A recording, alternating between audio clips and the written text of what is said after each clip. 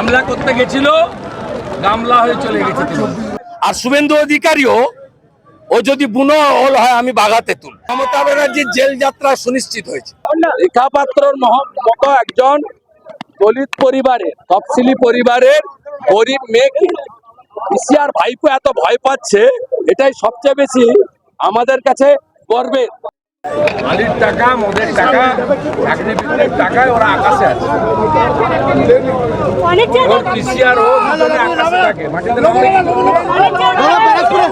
ব্যারাকপুরের প্রার্থী ইতিমধ্যে বলেছে 7টা বিধানসভা কেন্দ্রে শেখ শাহজাহান আছে।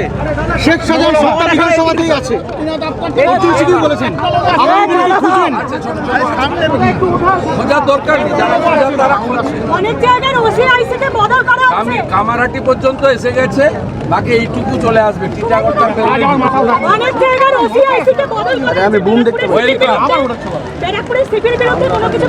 বারাকপুরের সিপি এবং একাধিক থানার আইসিকে সরিয়ে দাও, যেভাবে বহরমপুরের আইসিকে সরানো হয়েছে একইভাবে রামপুরহাট থানার আইসিকে সরানো হয়েছে। শ্যাম সিংকে হামলা করতে গেছিল, গামলা হয়ে চলে গেছে। কাঁটা ঝাড়ে কখনো সরল বাঁশ হয় না, যেমন বাঁশ তার তেমন ঝাড়। আর শুভেন্দু অধিকারীও ও যদি বুনো হল হয় আমি বাঘা তেঁতুল। আমি ওদের মধ্যে ঢুকে গিয়ে তাড়া করেছি, মাইক বন্ধ করে পালিয়েছি। এরপরে জনগণ ধরাই দিবে।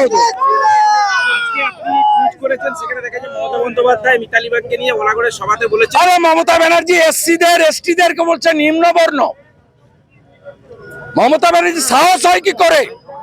দেশে রাজা প্রথা উঠে গেছে, বাগদিরা, বাউরিরা, কুর্মীরা নিম্নবর্ণ। মমতা ব্যানার্জি মুখটা পরিষ্কার করুক ব্লিচিং ক্লিনার দিয়ে। সব এসসি এসটি ওবিসি মমতা ব্যানার্জিকে হারাবে, সব নির্বাচনে হারাবে। নিম্নবর্ণ বলার অধিকার ভারতবর্ষের সংবিধান দেয়নি। এরা আমাদের সহযাত্রী, সহনাগরিক। দেশে উচ্চবর্ণ নিম্নবর্ণ বলে কিছু নেই, সবাই ভারতীয়। মমতা ব্যানার্জি কায়দা করে মুসলমানদের ভয় দেখায়, বিজেপিকে হিন্দুর পার্টি বলে, আর হিন্দুদের ভাগ করতে চায়। কেউ এসসি, কেউ এসটি, কেউ বাগদি, কেউ বাউরি, কেউ কুর্মী, কেউ জনজাতি। এটা হলো ভোট পলিটিক্স। আমরা সবাই জোট বেঁধেছি, রাষ্ট্রবাদী মুসলমান আর সনাতন জনজাতি একসঙ্গে এবারে মমতা ব্যানার্জিকে বাই বাই করবো। সুপ্রিম কোর্টের রায়ে মমতা ব্যানার্জির জেল যাত্রা সুনিশ্চিত হয়েছে। বলছে আত্মার তৃপ্তি পেলাম। হ্যাঁ, জেল যাত্রা সুনিশ্চিত হয়েছে। ব্যাগ গুছাক মমতা ব্যানার্জি। 2022-এ 5ই মে মন্ত্রিসভার মিটিং এ অতিরিক্ত শূন্যপদ তৈরি করেছিল মমতা ব্যানার্জি। সুপ্রিম কোর্ট বলেছে অ্যারেস্ট করবে না, তদন্ত করো।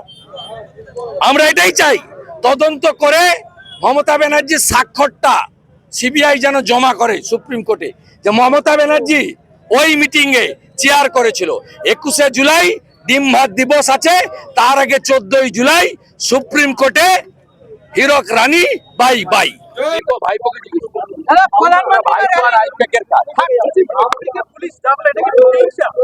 রেখা পাত্রর মতো একজন দলিত পরিবারের, তফসিলি পরিবারের গরিব মেয়েকে পিসিআর ভাইপো এত ভয় পাচ্ছে, এটাই সবচেয়ে বেশি আমাদের কাছে গর্বের।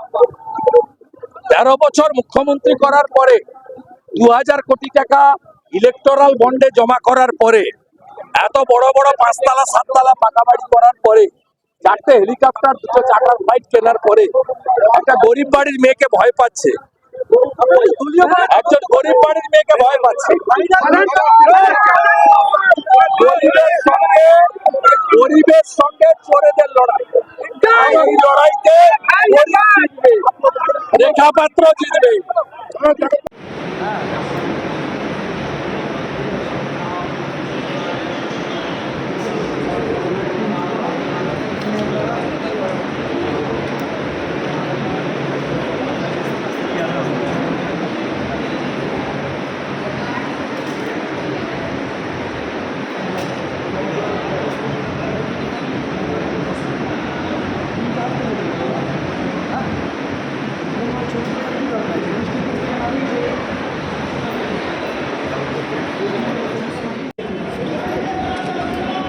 এদিকে একটু চাপুন না দাদা।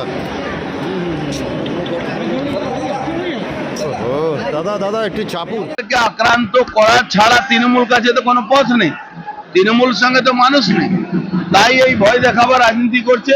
কিন্তু মানুষ একজোট আছে, ভারতীয় জনতা পার্টি একজোট আছে, সেই লড়াইটা আমরা দেব। আপনি বলেছেন মহিলাকেই পার্থভূমিকে ভোট করতে হবে। মহিলারাও একই ভাবে কথা বলছে, কতটা কনফিডেন্ট হয়েছে? পার্থভৌমিক তো মানুষের সঙ্গে রাজনীতি করেনি, পার্থভৌমিক নিজের স্বার্থের জন্য রাজনীতি করেছে, তার সঠিক জবাব পেয়ে যাবে।